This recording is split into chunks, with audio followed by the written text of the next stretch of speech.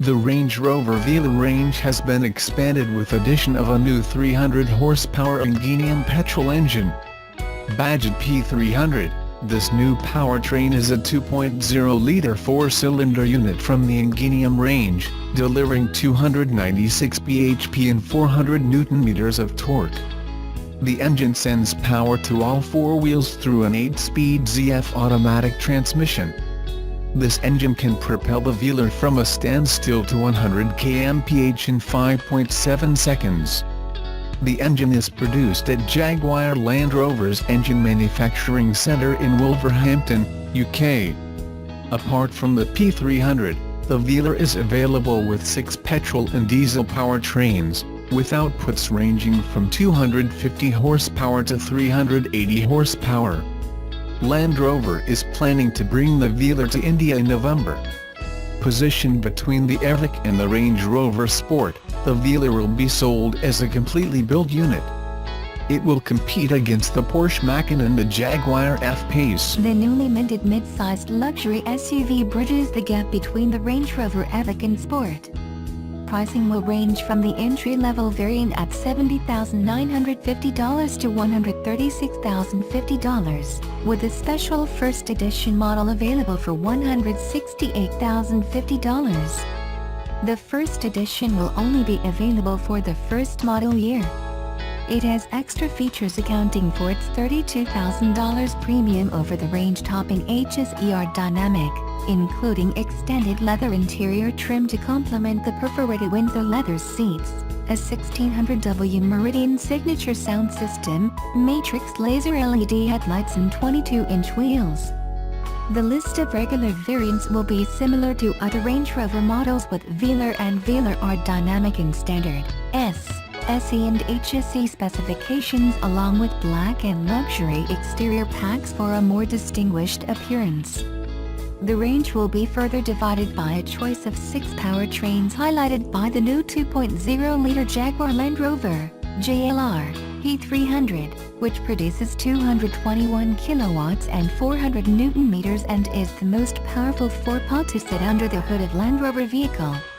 It's capable of pushing the mid-sized luxury SUV from 0 to 100 km/h in 6.0 seconds, but is also miserly with a claimed combined fuel economy rating of 7.7 L/100 km. The P300 won't be available in Australia until December, but there are 3 other Ingenium choices ranging from the less powerful 184 kilowatts per 365 Nm P250 to economical but torquey D180 and D240 2.0-liter diesels producing 132 kilowatts per 430 Nm and 177 kilowatts per 400 Nm and sub 6.0 L/100 km fuel economy figures. The Velar doesn't miss out on bigger grunt with a choice of 3.0-liter V6s, including the 221 kilowatts per 700 Nm D300 oil burner and the 280 kilowatts per 450 Nm supercharged V6 petrol P380. Built on JLR's IQ aluminum platform that also underpins the Jaguar F-Pace in Range Rover Sport, the Velar has a slippery silhouette that Land Rover says is its most aerodynamic yet, though this is the company that built the Defender. While the avant-garde Velar is designed with glamour, modernity and elegance in mind, Land Rover insists it has all-terrain capabilities expected from the brand. That includes all-wheel drive, an intelligent driveline dynamic system, active locking rear differential and state-of-the-art traction control technology. Ground clearance is 213 mm with standard coil springs and up to 251 mm with the optional air suspension that's standard in all 6-cylinder models. Weighting depth is a relatively 600 mm and 615 mm respectively. All variants will have adaptive dynamic stamping technology regardless of suspension type. The practicality extends to a 2,500 kg towing capacity, with advanced tow assist, and 558-liter boot space that's comparable with the Nissan X-Trail. As expected, the interior oozes luxury, and if you tick all the options boxes you'll end up with front seats will have up to 20-way power adjustments plus heating, cooling and massage functions, while the 40-20-40 split rear seats will have heating and power-adjusted reclining.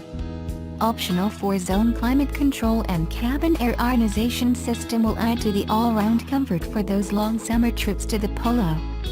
The Velar will debut Land Rover's state-of-the-art Touch Pro Duo infotainment system, featuring 2 high-definition 10-inch touchscreens.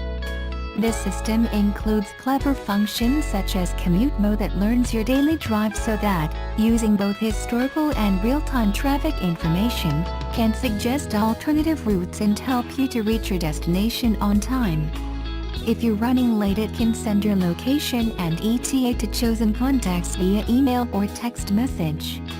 Advanced driver assistance technology, autonomous emergency braking with pedestrian detection and adaptive cruise control with queue assist, which stops and moves the car forward automatically in heavy traffic up to 30 km per hour. Toyota Gazoo Racing South Africa has withdrawn from the 2017 Silkway Rally, a 2-week, 10,000 km rally raid from Moscow to Beijing, due to start on July 7 in the Russian capital. The team had submitted entries for both former Dakar Rally winner Gilles de Villiers and SA cross-country champion Leroy Poulter, but the decision to pull out was taken when rule changes, in line with the new rules for the 2018 Dakar Rally, weren't implemented in time for the 2017 Silkway.